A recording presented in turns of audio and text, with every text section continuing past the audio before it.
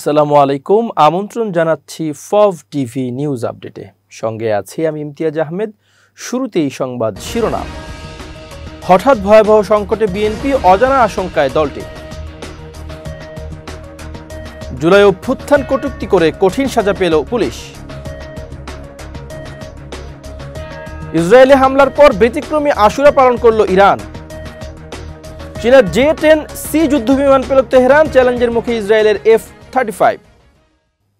এবার বিস্তারিত। লালমনিরহাটের পাটগ্রামে থানায় হামলা করে ভাঙচুর করেছে এবং 2 আসামি ছিনিয়ে নিয়ে গেছে বিএনপির লোকজন। এটা তাদের নিজের বড় বিপদ তৈরি করেছে বলে মন্তব্য করেছেন রাজনৈতিক বিশ্লেষক ডক্টর জাহিদুর রহমান।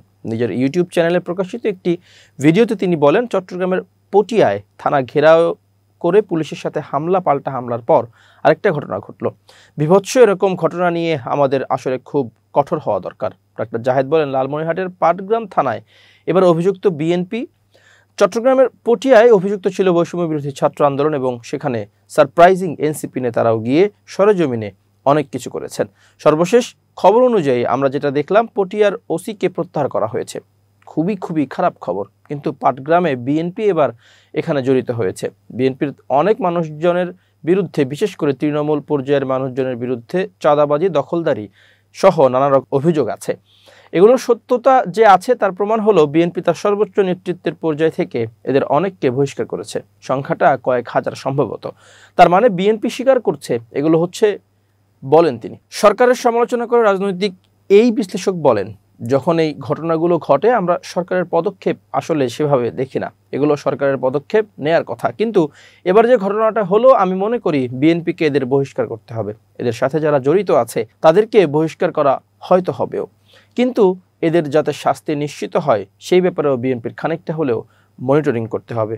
যদিও আমরা অনেক সময় ফৌজদারি অপরাধে জড়িত বিএনপি সদস্যদের বিরুদ্ধে যেন পুলিশ ব্যবস্থা নেয় সেই আহ্বানও তাদেরকে জানাতে দেখেছি, কিন্তু এটা খুবই সিরিয়াস। একটা চাঁদাবাজির ঘটনা আর থানায় গিয়ে হামলা করা, এটাকে বিদ্যমান প্রেক্ষাপটে আমাদের অত্যন্ত গুরুত্বপূর্ণ একটা রাষ্ট্রীয় প্রতিষ্ঠান পুলিশের অ্যাক্টিভ হয়ে ওঠার ক্ষেত্রে খুব বড় ব্যারিয়ার বলে মনে করি। কুষ্টিয়ায় জুলাই বিপ্লব নিয়ে কটূক্তিমূলক ফেসবুক পোস্ট দেওয়ার অভিযোগে ফারজুল ইসলাম রনি নামে ট্রাফিক পুলিশের সেই সদস্যকে সাময়িক বরখাস্ত করা হয়েছে। শনিবার বেলা 11:30টার দিকে এই তথ্য নিশ্চিত করেছেন কুষ্টিয়া মডেল থানার ভারপ্রাপ্ত কর্মকর্তা মোশাররফ হোসেন। এর আগে মঙ্গলবার বিকেলের দিকে ব্যক্তিগত ফেসবুক অ্যাকাউন্ট থেকে জুলাই অবমাননাকর পোস্ট করেন কুষ্টিয়া ট্রাফিক বিভাগে কর্মরত পুলিশ কনস্টেবল ফারজুল ইসলাম রনি। বিষয়টি জানাজানি হলে ক্ষোভে ফুঁসে ওঠে ছাত্র সমাজ। এরপর রনিকে গ্রেপ্তার ও দৃষ্টান্তমূলক শাস্তির দাবিতে তারা বিক্ষোভ মিছিল করেন এবং কুষ্টিয়া পুলিশ সুপারের কার্যালয়ের সামনের সড়ক অবরোধ করে অবস্থান কর্মসূচি পালন করেন। ওই দিন রাতেই অভিযুক্ত পুলিশ সদস্যকে পুলিশ লাইনে সংযুক্ত করা হয়। এই ঘটনায় একটি তদন্ত কমিটি গঠন করা হয়েছে। তার ছুটিও বাতিল করা হয়। ওই পুলিশ সদস্য ছুটিতে গিয়ে এই পোস্ট করেন। এরপর তিনি আর কাজে না ফিরে আত্মগোপনে রয়েছেন। কুষ্টিয়া মডেল থানার ভারপ্রাপ্ত কর্মকর্তা মোশাররফ হোসেন বলেন, ফেসবুকে স্ট্যাটাস দেওয়ার ঘটনায় ট্রাফিক বিভাগে কর্মরত পুলিশ কনস্টেবল ফারজুল ইসলামকে সাময়িক বরখাস্ত করা হয়েছে। এর আগে তাকে ক্লোজ করা হয়েছিল, তার ছুটি বাতিল করা হয়েছিল এবং 3 সদস্য বিশিষ্ট তদন্ত কমিটি গঠন করা হয়। এরপরে তাকে সাময়িক বরখাস্ত করা হয়েছে। তার বিরুদ্ধে যথাযথ ব্যবস্থা গ্রহণ করা হবে।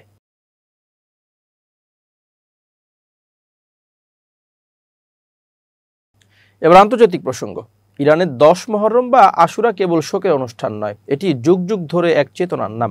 মুসলমানদের আত্মপরিচয়ের উৎস, অন্যায়ের বিরুদ্ধে অনড় অবস্থান এবং জাতিসত্তার প্রতিরোধে আশুরা এক অবিনাশী প্রতীক।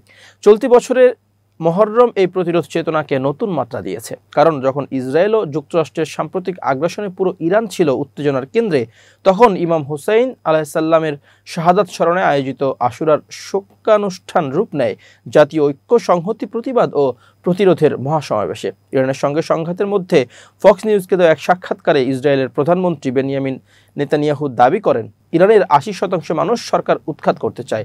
তিনি বলেন, পারস্যবাসী এবং ইহুদি জনগণের মধ্যে একটি প্রাচীন বন্ধুত্ব ছিল।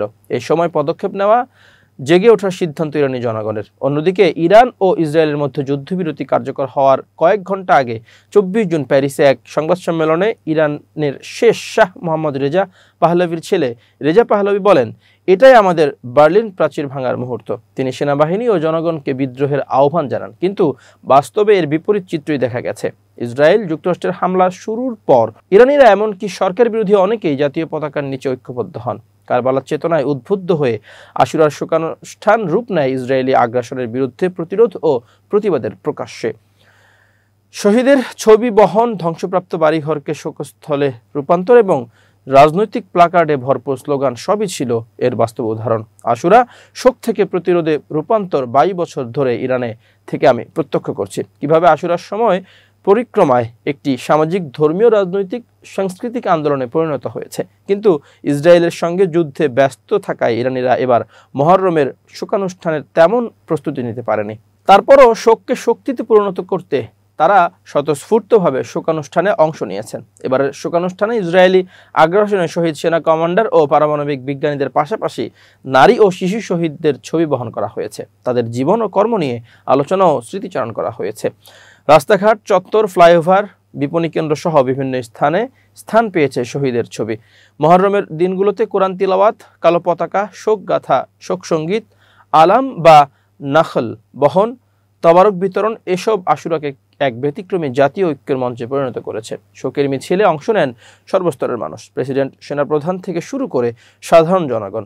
তাসুয়া ও আশুরার দিনে আলাম বহনকারী যুবকদের দৃঢ়তা, শোক মিছিলের শৃঙ্খলা সবই প্রমাণ করে ইরানে আশুরা এক সভ্য ও সচেতন চেতনার বহিঃপ্রকাশ। শরীর রক্তাক্ত করে শোক পালন নয়, বরং রক্তদান। ইরানের সর্বোচ্চ নেতা আয়াতুল্লাহ আলী খামেনির শরীরে রক্তাক্ত করে শোক পালনের বিরুদ্ধে স্পষ্টভাবে ফতোয়া দিয়েছে। তিনি এটিকে শোক প্রকাশ নয়, বরং শোকের বিকৃতি বলে আখ্যা দিয়েছেন। ইসলামী দণ্ডবিধি অনুযায়ী এ ধরনের কাজ করলে জরিমানা, দণ্ড বা নির্বাসনের শাস্তিও হতে পারে। তার পরিবর্তে আলেম সমাজ উৎসাহ দেন অপচয়ের পরিবর্তে রক্তদান করতে। কারবালার আত্মত্যাগের প্রকৃত চেতনা যেন রক্ত নয়, বরং জীবন বাঁচানোর মাঝে প্রতিফলিত হয়। ইমাম খামেনির এই ফতোয়ার পূর্ণ বাস্তবায়ন দেখা হয়েছে এবার আশুরার অনুষ্ঠানে। আলেমদের দৃষ্টিতে আশুরা ইরানের ইসলামী বিপ্লবের নেতা ইমাম খামেনি রহমতুল্লাহ আলাইহি বলছিলেন, আমাদের যা কিছু অর্জন সবই পবিত্র আশুরা ও শাহাদাতের কারবালা থেকে। বর্তমান সর্বোচ্চ নেতা আয়াতুল্লাহ আলী খামেনি বলেছেন, কারবালা শিক্ষা না থাকলে ইসলামী বিপ্লব কখনো জয়ী হতো না। আর হুজ্জাতুল ইসলাম মোহাম্মদ হাসান আবু তোরাবি ফার্দ বলেন, আজ ইয়েমেন, ফিলিস্তিন সহ যেসব দেশের জিহাদি প্রতিরোধ চলছে তা ইমাম হুসাইন আলাইহিস সালামের আন্দোলনের ধারাবাহিকতা। এই বক্তব্যগুলো থেকে স্পষ্ট, আশুরা কেবল অতীত স্মরণ নয়, বরং সমসাময়িক রাজনৈতিক ও সাংস্কৃতিক বাস্তবতায় ইসলামী প্রতিরোধের প্রাণ সঞ্চারকারী চেতনা। আশুরা শক্তি, ইরানের আত্মা। ইরানে এবারের আশুরা ছিল অনন্য। ইসরায়েলি হামলার পর কারবালার শোক যেন রূপ নিয়েছে প্রতিরোধের শক্তিতে। নেতানিয়াহু, রেজা পাহলভি কিংবা ট্রাম্পের মতো ব্যক্তিরা যতবারই ইরানের পতনের স্বপ্ন দেখুক না কেন, আশুরার চেতনায় উদ্বুদ্ধ হয়ে ইরানি জাতি আবারও প্রমাণ করেছে তারা প্রতিরোধ জানাতে জানে। এই কারণেই ইরান শোকের মাঝেও মাথা উঁচু করে দাঁড়িয়ে থাকে।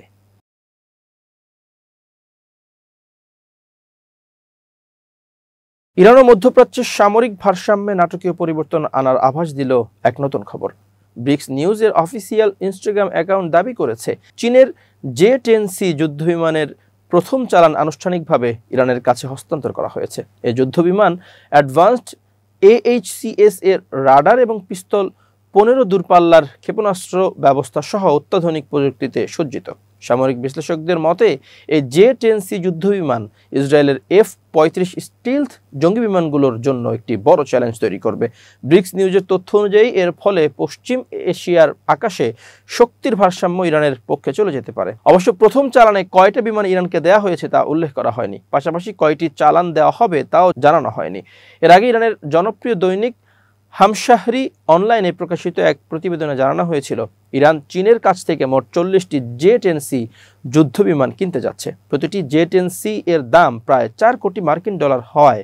পুরো 40টি বিমানের সম্ভাব্য মোট মূল্য দাঁড়াবে প্রায় 1.6 বিলিয়ন ডলার। তবে কেবল বিমান কেনার খরচই শেষ কথা নয়, দীর্ঘমেয়াদের রক্ষণাবেক্ষণ ব্যয় বিমানের মূল দামের প্রায় 3 গুণ হতে পারে বলেও বিশেষজ্ঞরা সতর্ক করেছেন।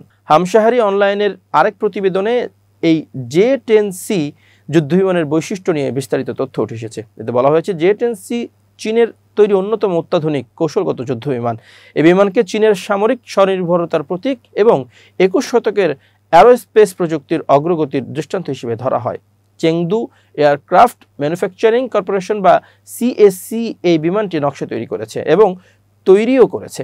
ন্যাটো চীনের এই বিমানকে ফায়ারবার্ড নামে ডাকলেও চীনে এই মাইটি ড্রাগন বলা হয়। একে মাইটি ড্রাগন বলা হয়। J-10 এর বিভিন্ন সংস্করণ তৈরি হয়েছে, যার মধ্যে J-10C সর্বাধুনিক। পাকিস্তান ইতোমধ্যে J-10C এর অন্যতম প্রধান ব্যবহারকারী। সাম্প্রতিক পাক ভারত লড়াইয়ে এই বিমান তাক লাগিয়ে দিয়েছে। পাশাপাশি মিশর, নাইজেরিয়া, মিয়ানমার ও সৌদি আরবও এই বিমান কিনতে আগ্রহ দেখিয়েছে। চীনের নিজস্ব আধুনিক যুদ্ধবিমান তৈরির প্রয়োজনীয়তা পুরনো J-7 MiG-21 এর চীনা সংস্করণকে বদলে ফেলা এবং তাইওয়ানের F-16 যুদ্ধবিমানের সঙ্গে আকাশে প্রতিযোগিতার চাপে পড়ে চীন 1984 সালেই এই ফাইটার বিমানের ডিজাইনের কাজ শুরু করেছিল। লক্ষ্য ছিল আকাশ যুদ্ধে উচ্চ ক্ষমতা ও দাপনের হবে এমন হালকা, বহুমুখী ও আধুনিক এক যুদ্ধবিমান তৈরি করা। রাশিয়ার কিছু প্রযুক্তি ব্যবহারের পাশাপাশি ফাইটারটির নকশায় F-16 এর মতো কিছু দিকও রয়েছে। প্রায় 2 দশক গবেষণা ও উন্নয়নের পর 2005 সালে J-10 আনুষ্ঠানিকভাবে চীনা বিমান বাহিনীতে যুক্ত হয়। আজও এটি চীনের প্রতিরক্ষা ব্যবস্থায় গুরুত্বপূর্ণ ভূমিকা পালন করছে। সব মিলিয়ে চীনা J-10C যুদ্ধবিমান ইরানের হাতে পৌঁছানো শুধু তেহরানের সামরিক সক্ষমতা নয়, পুরো মধ্যপ্রাচ্যের আকাশে শক্তির ভারসাম্যকেই নতুন করে সংজ্ঞায়িত করতে পারে।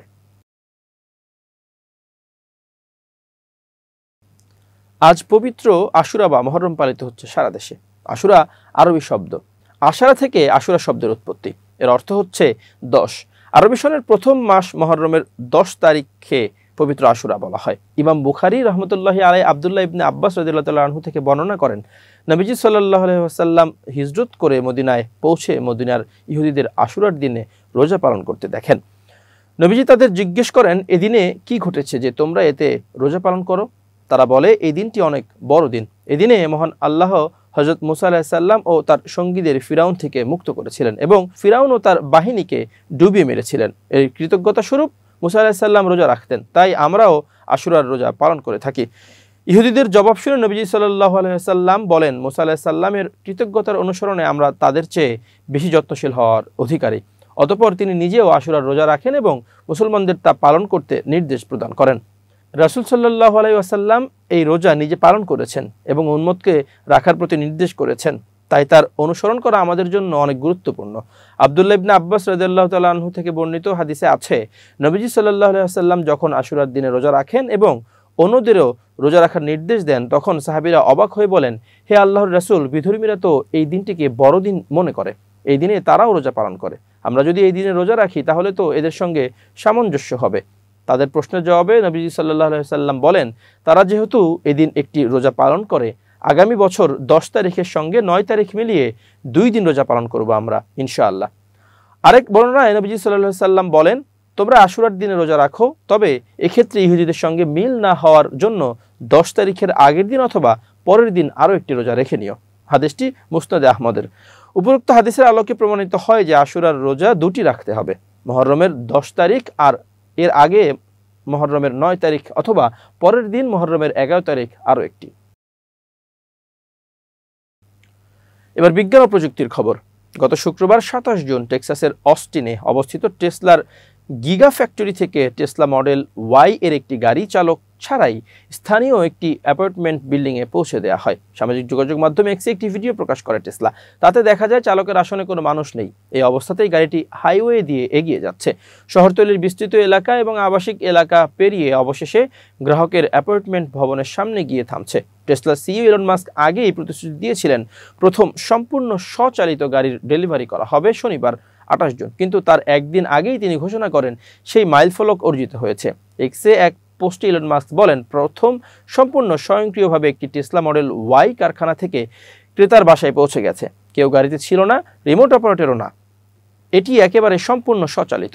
আমাদের জানা মতে জনপূর্ণ হাইওয়েতে চালক ও রিমোট কন্ট্রোল ছাড়া সম্পূর্ণ স্বচালিত যাত্রার ঘটনা এটাই প্রথম। তবে মাস্কের শেষ দাবিটা পুরোপুরি সঠিক নয়। গুগলের মূল প্রতিষ্ঠান অ্যালফাবেটের মালিকানাধীন ওয়েমো 2024 সাল থেকে যুক্তরাষ্ট্রের ফিনিক্স, লস অ্যাঞ্জেলেস ও সান ফ্রান্সিসকোতে চালকবিহীন রোবোট্যাক্সি সেবা চালু করেছে, যেখানে জনসাধারণের হাইওয়েতে চালক ছাড়াই গাড়ি চলছে। টেসলার এআই প্রধান আশোক এল্লুসামি জানান, তারা এলোমেলোভাবে অস্টিন অঞ্চলের এক ক্রেতাকে বেছে নেয় এবং গাড়িটি কারখানার তৈরি অন্য সব মডেলের ওয়াইয়ের মতোই।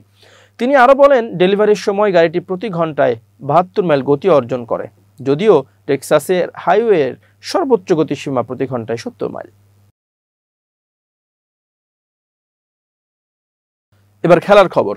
পারভেজ হোসেন ইমন আর তাওহিদ হৃদয়ের 50-তে জয়ের ভিতটা গড়ে নিয়েছিল বাংলাদেশ আগেই। পরে তানভীর ইসলামের 5 জয়ের বন্দরে পৌঁছে গেল লাল সবুজের প্রতিনিধিরা। দ্বিতীয় ওয়ানডেতে বাংলাদেশ জিতেছে 16 রানে। এ জয়ে দ্বিতীয় ম্যাচ জিতে 3 ম্যাচের ওয়ানডে সিরিজে 1-1 সমতা ফেরালো টাইগাররা। পারভেজ হোসেন ইমন আর তাওহিদ হৃদয়ের 50-তে জয়ের ভিতটা গড়ে নিয়েছিল বাংলাদেশ আগেই। পরে তানভীর ইসলামের 5 জয়ের বন্দরে পৌঁছে গেছে লাল সবুজের প্রতিনিধিরা। দ্বিতীয় ওয়ানডেতে বাংলাদেশ জিতেছে 16 রানে। এই জয়ে দ্বিতীয় ম্যাচ জিতে 3 ম্যাচের ওয়ানডে সিরিজে 1-1 সমতা গড়ে টাইগাররা। লক্ষ্য তাড়া করতে নেমে হাফ সেঞ্চুরি হাঁকান কুশল মেন্ডিস ও জানিথ লিয়ানগো। দলীয় স্কোরে 33 রান যোগ করেন কামিন্দো মেন্ডিস। তাতে জয়ের কাছাকাছি পৌঁছে গিয়েছিল শ্রীলঙ্কা। তবে টাইগারদের নিয়ন্ত্রিত বোলিংয়ে 232 রানে থামে লঙ্কান ব্যাটিং অভিযান। দারুণ বোলিংয়ে তানভীর ইসলাম একাই শিকার করেন 5 উইকেট।